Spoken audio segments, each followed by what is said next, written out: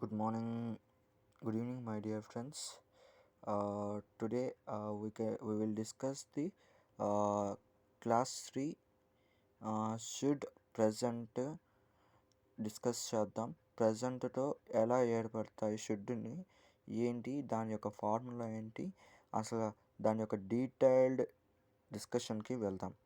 So వాడు అతన్ని ఇప్పుడు కలుసుకోవాలి. They should meet him now. So అదనమాట.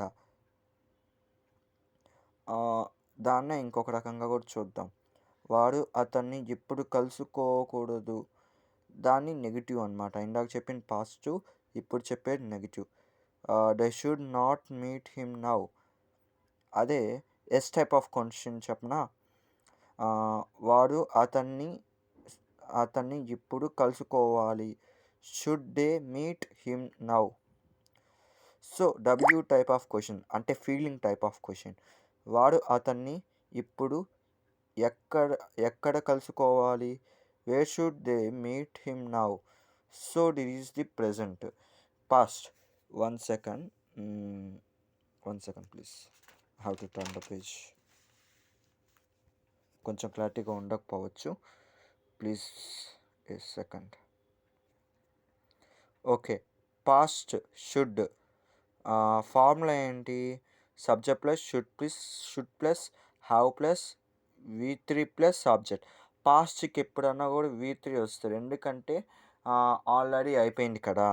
అదేంటి సార్ మీరు పాస్ట్ మీరు ఇలా చెప్తున్నాడు, V3 ఎందుకు రావాలంటే పాస్ట్ యాక్చువల్గా V2 రావాలి, బట్ V3 ఎందుకంటే ఇట్ ఈజ్ షుడ్తో ఇంక్లూడ్ అవుతుంది కదా పైగా.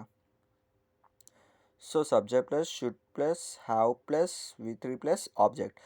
కొన్నిటికి మనం ఫార్ములాలు చెప్పినా కూడా దానికి అంత ఇప్పుడు మనం చేయలేం కదా.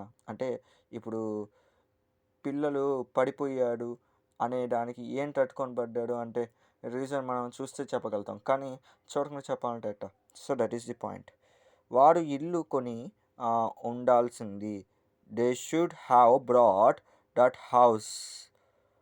వాడు ఆ ఇల్లు కొనకుండా ఉండాల్సింది. Negative sentence. They should not brought that house. W type of questions. వాడు ఆ ఇల్లు ఇప్పుడు కొని ఉండాల్సింది. కొనుండాల్సింది అన్నాడు ఇక్కడ. When should they brought that house. ఎప్పుడు కొన్నాడు ఆ హౌస్ని వాళ్ళు. ఫ్యూచర్ది చూద్దాం టైప్ ఆఫ్ సెంటెన్స్. లాస్ట్లో రాస్తున్నాను ఫార్ములా, నేను మళ్ళీ చెప్తాను. నువ్వు రేపు వెళ్ళాలి. You should go tomorrow. నువ్వు రేపు వెళ్ళకూడదు. You should not go tomorrow. నువ్వు రేపు ఎందుకు వెళ్ళాలి. Why should you go tomorrow. Formula చూడండి ఇంకొకసారి. Future formula. Should subject plus should plus V1 plus subject.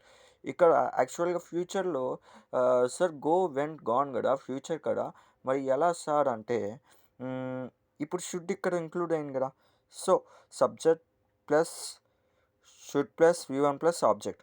అంటే మనకి ఇంకా క్లారిటీ వచ్చి ఉంటే ఇంకా బాగా చెప్పేవాళ్ళం, బట్ దానిపైన ఇంకా ఫోకస్డ్గా ఇంకా క్లారిటీగా చేసి అనాలిసిస్ చేసి ఇంకొకసారి కావాలంటే డీటెయిల్గా పెడతాం. Thank you. Yours KSPK. Please like, share and subscribe our video.